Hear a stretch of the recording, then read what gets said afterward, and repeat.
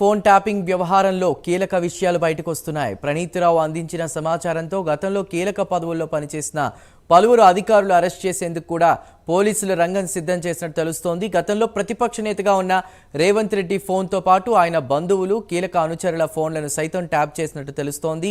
అంతేకాకుండా రేవంత్ రెడ్డి ఇంటి చుట్టూ 2 కిలోమీటర్ల దూరంలో ట్యాపింగ్ సెంటర్లు పెట్టినట్లు అధికారులు గుర్తించారు.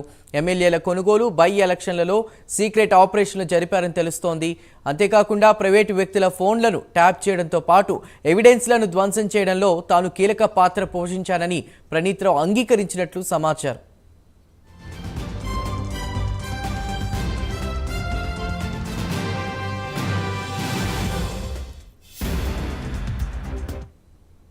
ఇక ఇదే కేసులో భుజంగరావు, తిరుపతన్నలను అధికారులు 7 గంటల పాటు విచారించారు. ఇవాళ నాంపల్లి కోర్టు మెజిస్ట్రేట్ కన్యాలాల్ ముందు కూడా పోలీసులు వారు ముగ్గురిని కూడా ప్రవేశపెట్టినట్టు తెలుస్తోంది.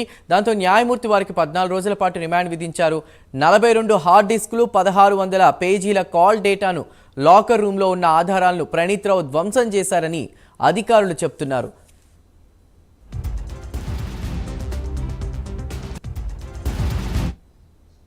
రైట్, ఇక ఇదే అంశంపై మరిన్ని వివరాలు అందించడానికి మా ప్రతినిధి నాగేంద్ర సిద్ధంగా ఉన్నారు. నాగేంద్ర, లాకర్ రూమ్లో ఉన్నటువంటి మొత్తం డేటా ఏదైతే ఉందో ఆ డేటాని ధ్వంసం చేశారు అంటూ కూడా చెప్తున్నటువంటి పరిస్థితి, అదేవిధంగా అరెస్టులు కూడా చేశారు. ఇందులో కీలక అధికారులు కూడా ఉన్నారు, వాళ్ళ పేర్లు కూడా బయటకు వచ్చే అవకాశం ఉన్న నేపథ్యంలో ప్రస్తుతం ఉన్న అప్డేట్స్ ఏంటి?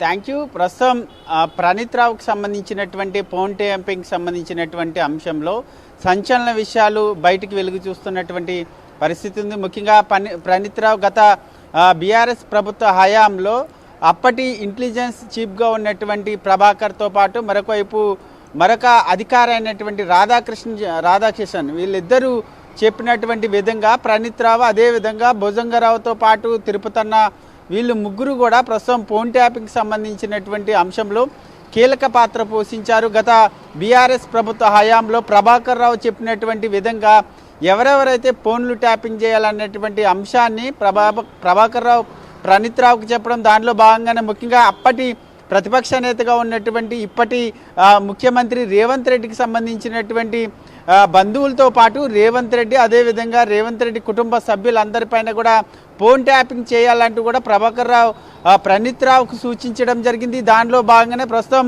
ప్రణీత్ రావు రేవంత్ రెడ్డి ఇంటికి సమీపంలో దాదాపు 2 కిలోమీటర్ల పరిధిలో దాదాపు ఫోన్ ట్యాపింగ్కి సంబంధించినటువంటి సెంటర్లను చుట్టుపక్కల ఉన్నటువంటి బిల్డింగ్ల పైన అత్యాధునికమైనటువంటి సెంటర్లను ఏర్పాటు చేసి అదేవిధంగా ఫోన్ ట్యాపింగ్ చేయడం జరిగింది. ఈ అన్ని అంశాలకు సంబంధించి ప్రణీత్ రావుని అరెస్ట్ చేయడం జరిగింది. దాని తర్వాత దీంట్లో ఆ ప్రధాన హస్తం ఉన్నటువంటి మరికొంతమందిని తిరుపతన్నతో పాటు అదేవిధంగా భుజంగరావును కూడా నోటీసులు ఇవ్వడం జరిగింది.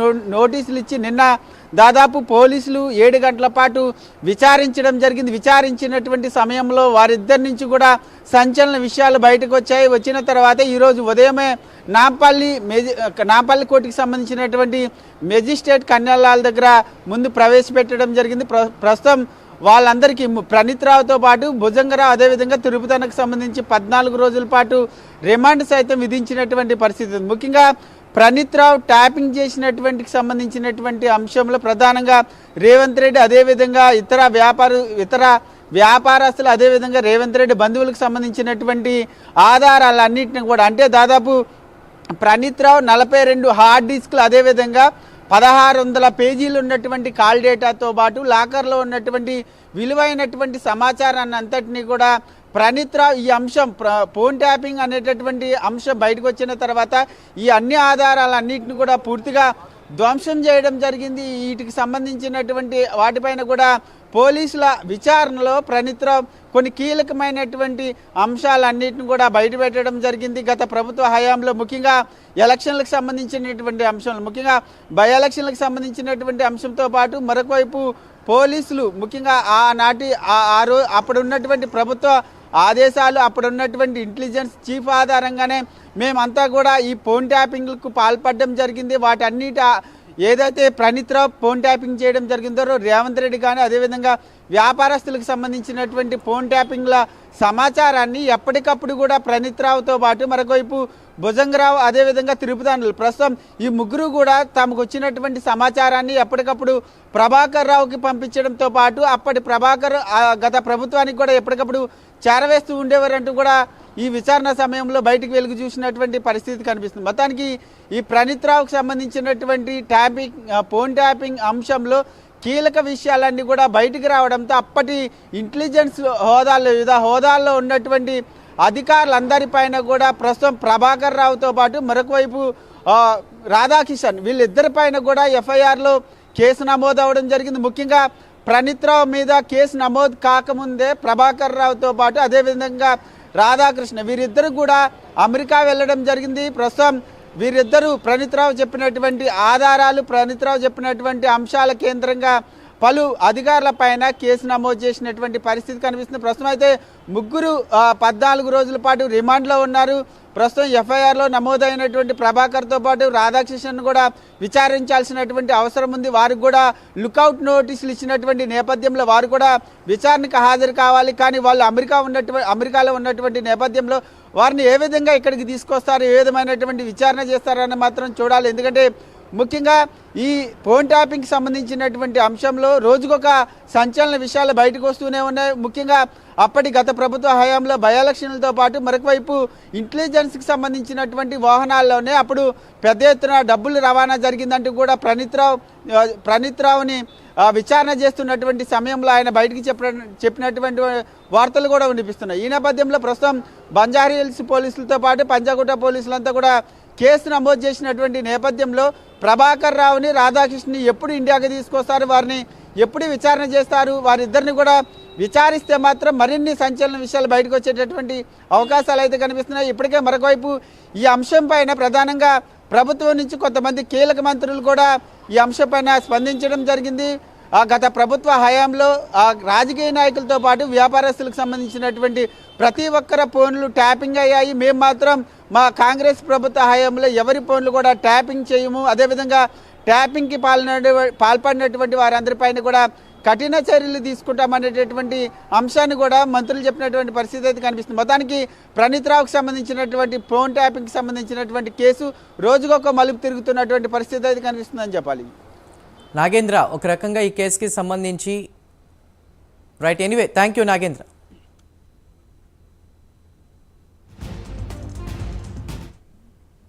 ఫోన్ ట్యాపింగ్ వ్యవహారంలో కీలక విషయాలు బయటకు వస్తున్నాయి. ప్రణీత్ రావు అందించిన సమాచారంతో గతంలో కీలక పదవుల్లో పనిచేసిన పలువురు అధికారులు అరెస్ట్ చేసేందుకు కూడా పోలీసులు రంగం సిద్ధం చేసినట్టు తెలుస్తోంది. గతంలో ప్రతిపక్ష నేతగా ఉన్న రేవంత్ రెడ్డి ఫోన్తో పాటు ఆయన బంధువులు కీలక అనుచరుల ఫోన్లను సైతం ట్యాప్ చేసినట్టు తెలుస్తోంది. అంతేకాదు రేవంత్ రెడ్డి ఇంటి చుట్టూ కూడా 2 కిలోమీటర్ల దూరంలో ట్యాపింగ్ సెంటర్లు పెట్టినట్లు అధికారులు గుర్తించారు. ఈ నేపథ్యంలోనే ఇందులో కీలకంగా ఉన్నారని భావిస్తున్నటువంటి ప్రణీత్ రావుతో పాటు 2 అధికారులను కూడా ఇప్పటికే అరెస్ట్ చేయడం జరిగింది.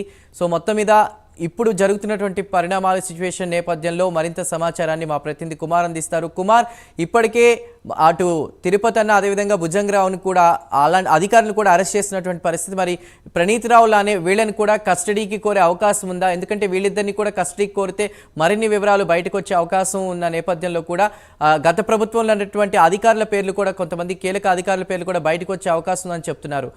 కస్టడీకి కోరే అవకాశం ఏమైనా కనిపిస్తుందా? Yes, thank you Chandu. మొత్తానికి ఫోన్ ట్యాంపింగ్ విషయంలో చూసుకున్నట్టయితే ప్రణీత్ రావు ఇచ్చిన కీలక సమాచారం మేరకే భుజంగరావు అలాగే తిరుపతి అయితే నిన్న సాయంత్రం పోలీసులు అయితే అరెస్ట్ చేయడం జరిగింది. మొత్తానికి వీళ్ళిద్దరిని కూడా ప్రస్తుతం ఈ రోజు చంచల్ కూడా జైలుకైతే తరలించారు. ముందుగా ఏదైతే ఉస్మానియాలో వైద్య పరీక్షలు నిర్వహించిన తర్వాత వీళ్ళిద్దరిని నేరుగా కోంపల్లిలోని నాంపల్లి జడ్జి నివాసం తీసుకెళ్లి అక్కడి నుంచి నేరుగా ఏదైతే చంచల్ కూడా జైలుకైతే తీసుకెళ్లడం జరిగింది. కానీ ముఖ్యంగా చూసుకున్నట్టయితే ఈ ఫోన్ ట్యాంపింగ్ వ్యవహారానికి సంబంధించి మొత్తానికి Bhupalpalli additional SP N Bhujangarao అలాగే Hyderabad city security wing additional DCP తిరుపతన్నను అయితే ప్రస్తుతం అరెస్ట్ చేసినట్లు కూడా మనకు తెలుసు. గత బీఆర్ఎస్ ప్రభుత్వ హయాంలో వీళ్ళిద్దరూ తమ అధికారాన్ని దుర్వినియోగం చేసి ప్రైవేట్ వ్యక్తుల ఫోన్లు ట్యాప్ చేయడం అలాగే ఎవిడెన్స్ ధ్వంసం చేయడంలో ఒక కీలక పాత్ర పోషించినట్లు కూడా అధికారులు అయితే గుర్తించడం జరిగింది. మొత్తానికి ఏదైతే వీరిద్దరిని కూడా కోర్టులో ప్రవేశపెట్టి ఏదైతే జడ్జి ఇంట్లో ప్రవేశపెట్టి మొత్తానికి చర్చను కూడా జైలుకి అయితే తీసుకెళ్లడం జరిగింది. మొత్తానికి ఈ విషయంలో చూసుకున్నట్టయితే ఇప్పటికీ ఈ వీళ్ళిద్దరినే కాకుండా ప్రభాకర్ అన్న వేరే వ్యక్తి కూడా దీంట్లో ఉన్నట్లు తెలుస్తుంది. ప్రస్తుతం ఆయన ఏదైతే యుఎస్ లో ఉన్నట్లు కూడా పోలీసు అధికారులు అయితే గుర్తించడం జరిగింది. ముఖ్యంగా ప్రణీత్ రావుని 7 రోజులు కస్టడీ తీసుకున్న తర్వాత కీలక సమాచారం అయితే రాబట్టడం జరిగింది. అలాగే ఈ కీలక సమాచారంతోనే ప్రస్తుతం వీళ్ళే కాకుండా మరొక 8 మంది అధికారులు కూడా ప్రస్తుతం విచారించేందుకు కూడా రంగం సిద్ధం చేస్తున్నారు. ఈ ముఖ్యంగా పై అధికారుల ఆదేశాల మేరకే ప్రణీత్ రావు ఫోన్ ట్యాపింగ్ చేశారన్నట్టు కూడా ప్రణీత్ రావు ఒప్పుకోవడంతో ప్రస్తుతం ఈ ఫోన్ ట్యాపింగ్ విషయం చాలా కీలక స్థాయికి అయితే చేరుకోవడం జరిగింది. ముఖ్యంగా మనం చూసుకున్నట్లయితే రేవంత్ రెడ్డి గత బీఆర్ఎస్ హయాంలోని ప్రతిపక్ష నేతగా రేవంత్ రెడ్డి అయితే ఉన్నారు. అదే సమయంలోని రేవంత్ రెడ్డి అలాగే వాళ్ళ సోదరులు అలాగే వాళ్ళ కుటుంబ సభ్యులు ఎవరైతే ఉన్నారో వీళ్ళందరూ ఫోన్ ట్యాంపింగ్ లో కూడా చేసినట్లు కూడా ప్రణీత్ రావు ఒప్పుకోవడం జరిగింది. ముఖ్యంగా ఏదైతే రేవంత్ రెడ్డి నివాసానికి 2 కిలోమీటర్ దూరంలోని ఈ ఫోన్ ట్యాంపింగ్ సంబంధించి సర్వర్స్ కావచ్చు, మిషన్స్ కావచ్చు, ఇవన్నీ అక్కడ ఏర్పాటు చేసుకుని ముఖ్యంగా వీళ్ళందరికీ ఫోన్ అయితే ట్యాంప్ చేయడం జరిగింది. అలాగే మొత్తానికి బై ఎలక్షన్స్ లో ఇంటెలిజెన్స్ వాహనాల్లో కూడా డబ్బు సైతం తరలించినట్లు కూడా వాళ్ళైతే ఒప్పుకోవడం జరిగింది. ఈ మొత్తం వ్యవహారానికి సంబంధించి మొత్తం భుజంగరావుతో పాటు తిరుపతిను కూడా పోలీసులు అదుపులో తీసుకున్నారు. మొత్తానికి వీళ్ళని 7 గంటల పాటు విచారించిన తర్వాత వీళ్ళని అయితే అరెస్ట్ చేయడం జరిగింది. విచారణలో ప్రణీత్ రావు వెల్లడించిన వివరాల ఆధారంగానే ఇంటెలిజెన్స్ మాజీ చీఫ్ ప్రభాకర్ రావు అలాగే అప్పటి డిఎస్పీలు భుజంగరావు అలాగే తిరుపతికు ఫోన్ ట్యాంపింగ్ సాక్ష్యాల ధ్వంసం పాత్రలో కీలకంగా వ్యవహరించినట్లు కూడా తెలియడంతోనే ప్రస్తుతం వీళ్ళైతే అదుపులోకి అయితే తీసుకున్నారు. ముఖ్యంగా ఇంటెలిజెన్స్ చీఫ్ ఆదేశాలతోనే ఏదైతే భుజంగరావు అలాగే తిరుపతి గతంలో ఎస్ఐబి అడిషనల్ ఎస్పీలుగా వీళ్ళు పనిచేశారు. అలాగే భుజంగరావు ఇంటెలిజెన్స్ పొలిటికల్ వింగ్ లో అయితే కీలకంగా వ్యవహరించారు. ముఖ్యంగా ఈ పొలిటికల్ వింగ్ లో కీలకంగా వ్యవహరించడంతోనే అప్పుడు బీఆర్ఎస్ ప్రభుత్వం హయాంలో ఉన్నప్పుడు ప్రతిపక్ష నేత రేవంత్ రెడ్డికి సంబంధించి ఈ ఫోన్ ట్యాంపింగ్ చేయమన్నట్లు కూడా ప్రణీత్ రావు అయితే అంగీకరించడంతో భుజంగరావుని కీలకంగా దీంట్లో అరెస్ట్ చేయడం జరిగింది. మొత్తానికి ఇది ఒక సీక్రెట్ ఆపరేషన్ గా క్రియేట్ చేశారు. ఏదైతే వాళ్ళ ఉద్యోగానికి విరుద్ధంగా ఈ ఫోన్ ట్యాంపింగ్ చేసినట్లు కూడా ఆధారాలు లభించడంతోనే ప్రస్తుతం వీళ్ళ ముగ్గురును కూడా ప్రస్తుతం 14 రోజులు రిమాండ్ అయితే విధించడంతోనే మొత్తానికి చంచల్ కూడా జైలుకి అయితే తీసుకెళ్లడం జరిగింది. ఇలా 2019లో జరిగిన అసెంబ్లీ ఎలక్షన్స్ అలాగే మునుగోడు, హుజూరాబాద్, దుబ్బాక ఉప ఎన్నికల్లో సహా బీఆర్ఎస్ కు ప్రతికూల పరిస్థితి ఉన్న నియోజకవర్గాలను కూడా టార్గెట్ చేశారని ఆయా జిల్లాల్లో నియోజకవర్గాలకు చెందిన ప్రతిపక్ష నేతలు తమ ట్యాంపింగ్ రాడార్ లోకి తీసుకున్నారని ఈ మొత్తానికి దర్యాప్తులు అయితే తెలియంది. మొత్తానికి ప్రతిపక్ష నేతలు వారి కుటుంబ సభ్యులు ఆఫీస్ సిబ్బంది ఫోన్లు సైతం ట్యాప్ చేసినట్లు కూడా స్పెషల్ టీం అయితే గుర్తించింది. మొత్తం బీఆర్ఎస్ ప్రత్యర్థుల కదలికలు అలాగే ఎమ్మెల్యేలు కొనుగోలు వ్యవహారం అలాగే డబ్బు తరలింపునకు సంబంధించిన సంభాషణలు తెలుసుకుని ఇల్లీగల్ ఆపరేషన్స్ చేసినట్లు కూడా తెలిసింది. మొత్తానికి పార్టీ ప్రచారం కోసం డబ్బు ఎక్కడి నుంచి సేకరిస్తున్నారు అలాగే పక్కా వివరాలతో కూడా రైడ్ చేసినట్లు కూడా ప్రస్తుతం దీనికి సంబంధించి మనకైతే తెలుస్తుంది.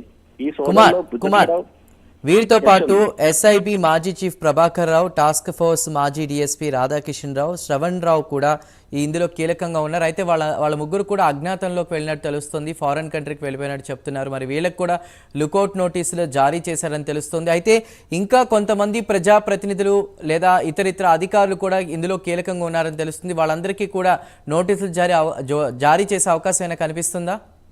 ఎస్ చందు, మొత్తానికి వీళ్ళ ముగ్గురే కాకుండా మరొక 8 మంది కూడా ఉన్నారు. దీంట్లో ముఖ్యంగా కిషన్ అలాగే తర్వాత ప్రభాకర్ రావు వీళ్ళిద్దరు కూడా ప్రస్తుతం అవుట్ ఆఫ్ కంట్రీలో ఉన్నట్లు కూడా పోలీసులు గుర్తించారు.